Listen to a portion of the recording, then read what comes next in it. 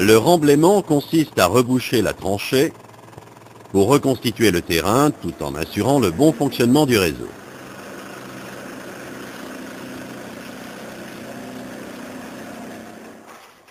Voici une tranchée vue en coupe. On distingue 3 zones.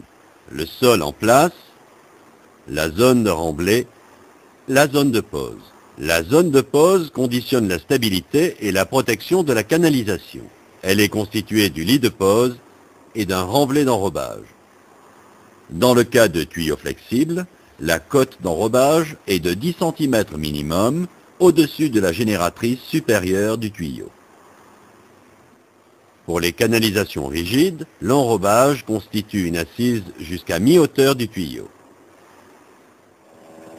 La zone de remblai varie selon le secteur traversé, milieu rural, semi-urbain ou urbain, et en fonction de contraintes particulières, passage de voies ferrées, autoroute, réglementation en vigueur et prescriptions locales relatives à la voirie.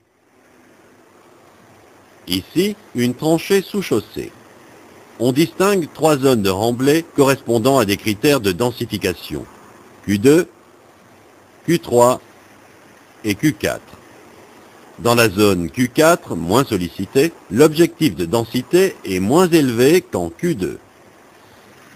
L'objectif de densification conditionne le choix du matériau, du matériel et de la mise en œuvre. Les matériaux utilisés sont classés selon leur nature, leur dimension et leur sensibilité à l'eau. Les matériels de compactage sont classés en 3 groupes selon leur morphologie et leur mode d'action. Les cylindres lisses et pieds de mouton désignés PV de 1 à 4. Les plaques vibrantes PQ de 1 à 4.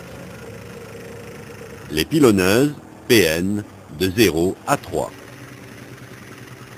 Le compactage est réalisé par couche en plusieurs passes. Ici, l'objectif de densité à atteindre est Q3. Pour un matériau et un matériel utilisé, le nombre de passes et l'épaisseur de la couche compactée sont donnés par le tableau. La couche d'enrobage est mise en place. Le compagnon maintient le tuyau pour éviter qu'il se déplace lors de la mise en place du matériau.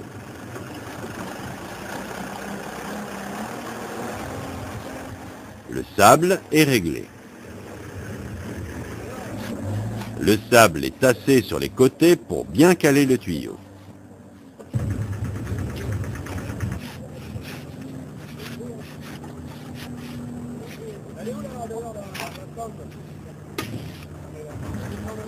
Le compagnon contrôle l'épaisseur d'enrobage.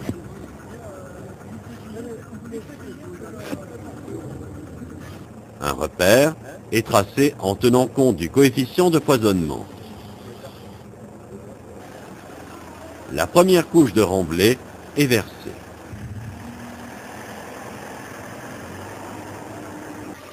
La couche est réglée. Le compagnon mesure la distance jusqu'au terrain naturel pour contrôler ensuite le foisonnement après compactage.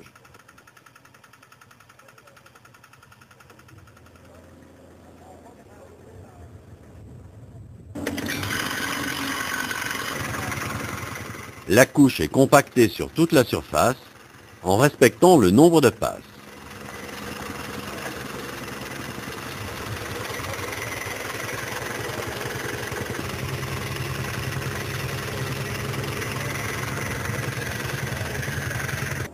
Le compagnon contrôle l'épaisseur de couche compactée.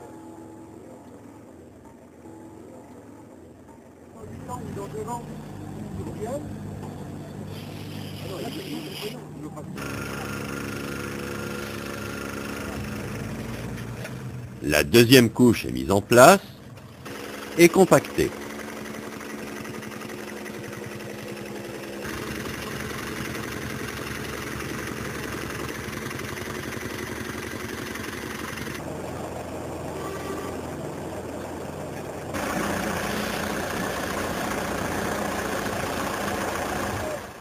La troisième couche est réalisée.